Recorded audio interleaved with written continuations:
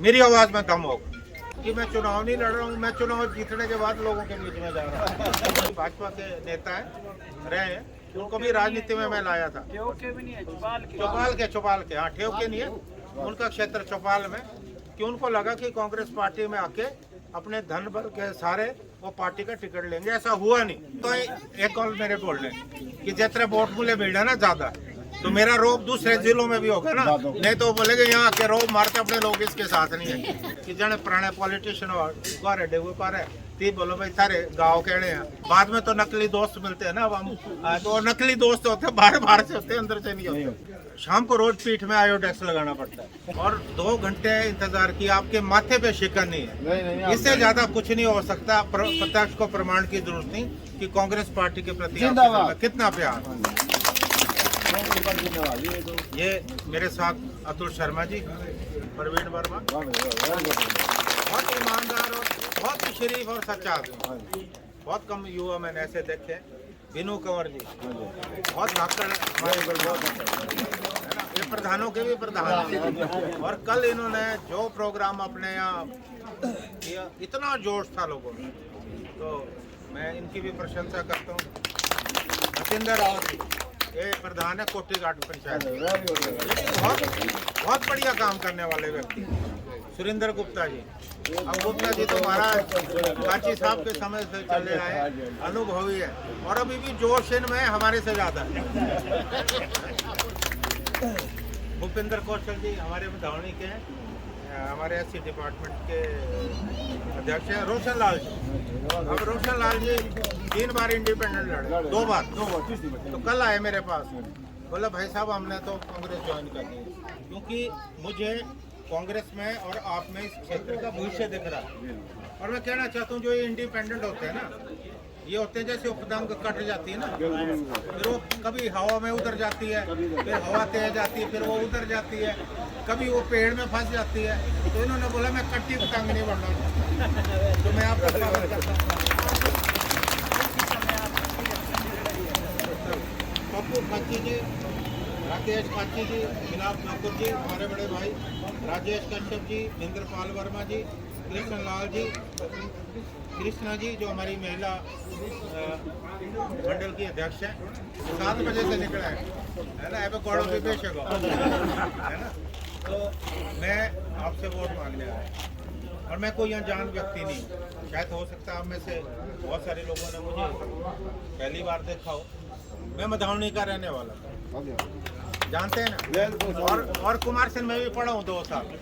अब बहुत सारे मेरे को दोस्त मिल रहे हैं ना जो छठी में मेरे साथ पढ़ते थे। अभी पिछली पंचायत में ना एक बहुत जोर से मेरे नारे लगा रहा था, तो मैंने उसको बोला मैं कहते जी नहीं, मैं 6ठी क्लास में आपके साथ पढ़ता था। ऐसे लोग भी मिल रहे हैं जो पुराने मेरे साथी रहे, तो बहुत जोश मैंने अपने लोगों में देखा। मैं अभी देव का दौरा किया, वहाँ भी बहुत ज़्यादा जोश था। और हमारे क्षेत्र के लोगों में तो इतना जोश है, देखो वोट मांगने गांव में जाना पड़ता है, और आज जो है सड़कों में लोग आ रहे हैं। और मुझे तो ये लगा कि मैं चुनाव नहीं लड़ रहा हूँ, मैं चुनाव जीतने के बाद लोगों के बीच में जा रहा हूँ। ये माहौल, इसका मतलब है कि हमारी जनता मन बना चुकी है कि भारतीय जनता पार्टी को सत्ता से हटाना है। और हमारी जितनी बहनें बैठी हैं, अब आप बताइए कि 5 वर्ष में कितनी महंगाई की मार पड़ी। आप बोलो कि जो 10-12 रुपए किलो आटा था, आज 40 रुपए से ऊपर। दालें 100 रुपए से कम थी, आज 250 से ऊपर मिल रही है। खाने का तेल महंगा हो गया और सिलेंडर 3 गुना हो गया। और ये नहीं है कि दाम लगातार बढ़ रहे हैं, ये बढ़ते रहेंगे, लेकिन आमदनी बढ़ी या नहीं बढ़ी है? आमदनी कम हो रही है। वैसे कैसे चलेगा?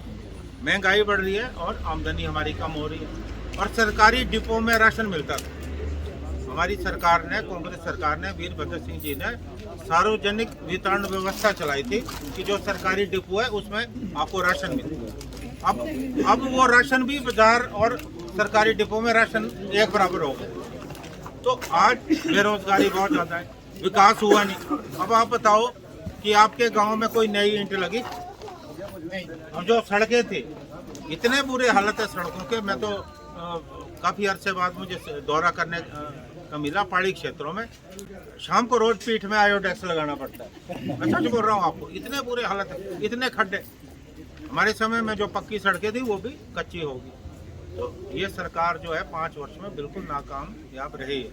70,000 करोड़ से ज़्यादा कर्जा है और मुख्यमंत्री जी जो है उनका कोई विजन नहीं है, कोई सोच नहीं है। एक वो ना जन हमारे मुख्यमंत्री थे डॉक्टर परमार जैसे थे, उन्होंने हिमाचल को बनाया। रामलाल जी ने भी काम किया, वीरभद्र सिंह जी ने तो इतना विकास किया। उनकी एक सोच थी कि किस दिशा में मुझे प्रदेश को ले जाना है। अब हमारे जो मुख्यमंत्री वो तो उनको कुछ पता नहीं है कहाँ चलना है, कैसे अफसरों के सारे चल रहे हैं। तो इस वक्त बहुत प्रदेश में हालात बहुत बुरे हैं और आप लोगों के आशीर्वाद से और देवी देवताओं के आशीर्वाद से मुझे बहुत मौका मिला जीवन में आगे बढ़ने का और मैं प्रदेश कांग्रेस कमेटी का अध्यक्ष बना, जो बहुत बड़ी बात थी। जहां वीरभद्र सिंह जी विद्या स्टोक से अध्यक्ष रहे, मैं भी पार्टी का अध्यक्ष बना और मैंने हिमाचल में कांग्रेस पार्टी को बहुत मजबूत किया। आप जानते हैं कि हिमाचल में कांग्रेस पार्टी जब मैं अध्यक्ष था, हमने 4 में से 2 नगर निगम जीते और 4 हमने एक पार्लियामेंट 3 विधानसभा के चुनाव जीते। दिल्ली में मोदी की सरकार, हिमाचल में बीजेपी जयराम की सरकार, धनबल उनके साथ, पैसा उनके साथ, लेकिन हमने लोगों की जो ताकत थी, हमारे कार्यकर्ताओं की जो ताकत थी, उस ताकत से हमने इनको चारों खाने चित किया और हिमाचल का पूरे देश में नाम हुआ। और उसी वजह से मुझे जो है श्रीमती सोनिया गांधी ने राष्ट्रीय प्रवक्ता बनाया। अब बोलो मैं मधावनी का रहने वाला, गाँव का रहने वाला आदमी, सरकारी स्कूल में पढ़ा, इतनी बड़ी मुझे जो है जिम्मेवारी दी। श्रीमती प्रतिभा सिंह जी को अध्यक्ष बनाया गया, बहुत अच्छा काम करी। आज मैंने पूरे प्रदेश में जाकर देखा कि लोग बदलाव चाहते हैं और निश्चित तौर पे मैं विश्वास के साथ कह सकता हूं कि भाजपा सरकार जानने वाली है और कांग्रेस की सरकार और कांग्रेस की सरकार जब आएगी, हम तमाम विकास के काम जो है फिर से शुरू करेंगे और इनके जो गलत निर्णय, उन निर्णय को हम वापस लेंगे। और मैं आपको एक बात और कहना चाहता हूँ। अब बहुत सारे मेरे साथी मुझे कई बोलते भी हैं कि जी आप तो अभी आए नहीं। अब भाइयों बहनों कैसे आता मैं? जब पढ़ना था तब तो यहाँ स्कूल में पढ़ा, उसके बाद कॉलेज चला गया, यूनिवर्सिटी चला गया, हाई कोर्ट में वकालत करता रहा।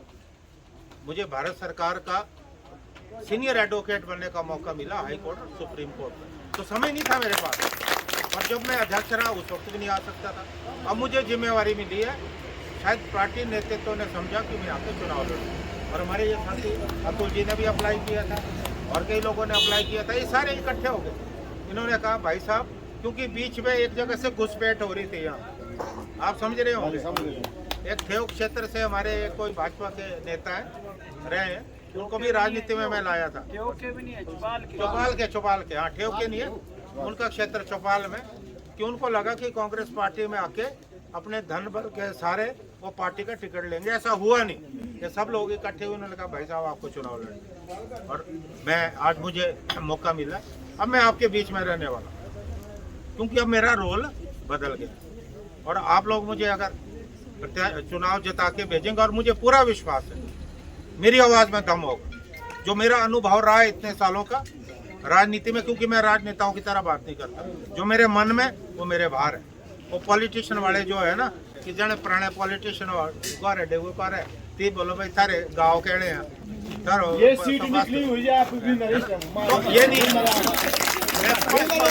देखो मैं स्पष्ट बात करूँगा, मैं जो दिल में होगा, जो मेरे दिल में होगा वो बाहर होगा। और मैं और कहना चाहता हूँ कि आप लोगों को जो है आप सीधा मुझसे जुड़ सकते हैं, जुड़ भी कॉल करने हो ना, पीछे दे जरूरत नहीं, छोड़ दे मुकाए आओ कॉल कर, ठीक है ना। और अभी पहले आना था ना, अब जब मैं वकालत करता था अंग्रेजी ज़्यादा बोलने जाते, वहाँ तो बहस तो अंग्रेजी में करनी पड़ती थी। अब मेरे को लगता है कि मैं कुछ सालों बाद अंग्रेजी बोलने वाला हूँ, क्योंकि पहाड़ी भाषा मैंने दोबारा से बोलनी। अच्छा लग रहा है मुझे कि अपने भोले वाले लोगों के बीच में, देखो इंसान जहाँ मर्जी पहुँचे, मैं एक बात कहना चाहता हूँ, आदमी जहाँ मर्जी पहुँचे, जमीन से उठ के जहाँ मर्जी पहुँचे, लेकिन उसे अपनी जड़ें कभी नहीं भूलनी चाहिए। ये बात हमें याद रखनी चाहिए कि हम कहाँ से शुरू हुए, हम कहाँ से शुरू हुए, हम कहाँ पहुँचे, ये हमें कभी जिंदगी में भूलना नहीं चाहिए। आपके पुराने दोस्त आपके पुराने संबंध वही आज सबसे प्यारे लगते हैं। अब बाद में तो नकली दोस्त मिलते हैं ना, अब हम तो नकली दोस्त होते हैं, बाहर से होते हैं, अंदर से नहीं होते। तो आज बहुत अच्छा लग रहा है और मुझे पूरा विश्वास है कि आप जो है 12 तारीख को हाथ पे अपना बटन दबाओगे और आने वाले वक्त में देखो एमएलए तो 68 बनते हैं अब, लेकिन एमएलए होना चाहिए जो मजबूत हो, नेतृत्व तो मजबूत होना चाहिए। अब यहाँ खाची साहब थे, विद्या शौक से तो आवाज में दम था ना। हमारा कोई आदमी दफ्तर में काम कराने जाता था तो उसका काम हो जाता था कि लीडरशिप मजबूत है। लीडरशिप कमजोर होगी तो कोई नहीं पूछता। तो मैं विश्वास के साथ कह सकता हूँ कि मैं आने वाले समय में अपने क्षेत्र को एक मजबूत लीडरशिप दूंगा। मैं विश्वास दिलाना चाहता हूँ। तो एक कॉल मेरे बोलने कि जितने वोट मुझे मिले ना ज्यादा, तो मेरा रोब दूसरे जिलों में भी होगा ना, नहीं तो बोलेगे यहाँ के रोब मारते अपने लोग इसके साथ नहीं है। होना कि नहीं होना होगा ना। इज्जत कहाँ से होती है? घर से होती है। आज मैं चाहे दिल्ली पहुंचा हूँ तो कल को सोनिया गांधी और राहुल गांधी को भी लगेगा जिसको हमने प्रवक्ता बनाया और जिसको हमने टिकट दिया उसके साथ इलाके के लोग हैं, तो मेरी ताकत भी बढ़ेगी, इज्जत भी बढ़ेगी। वो आप लोगों को बढ़ानी पड़ेगी। बढ़ाएंगे या नहीं बढ़ाएंगे? बढ़ाएंगे ना। तो मैं भी आपको विश्वास दिलाता हूँ जो भी मेरी ताकत होगी उस ताकत का इस्तेमाल मैं अपने क्षेत्र को आगे ले जाने में करूंगा और कोई विकास में हम कोई कमी नहीं रखेंगे। ये मैं आपको विश्वास दिलाना चाहता हूँ। और मैं ज्यादा तफसील में ना जाता हुआ अंत में आपको एक निमंत्रण देता हूँ कि 6 तारीख को हमारी हो रही है जनसभा ऊपर दरबार ग्राउंड में। उसमें प्रतिभा सिंह जी जो हमारी अध्यक्ष हैं वो आ रही है, तो आप ज्यादा से ज्यादा आए ताकि कुछ राष्ट्रीय नेता भी आएंगे हमारे, ताकि हमारा जोश बढ़े। और बाकी आप निश्चिंत रहो, मिलजुल के आगे चलना है और अपना वोट खराब नहीं करना, सही जगह पे सही इस्तेमाल करना है। क्योंकि अगर आपने अपना वोट खराब किया तो बस ही जाता है पछतावा, है ना। तो पूरे विश्वास के साथ मैं बहुत बहुत धन्यवाद, दिल से आभार व्यक्त करता हूँ आपको।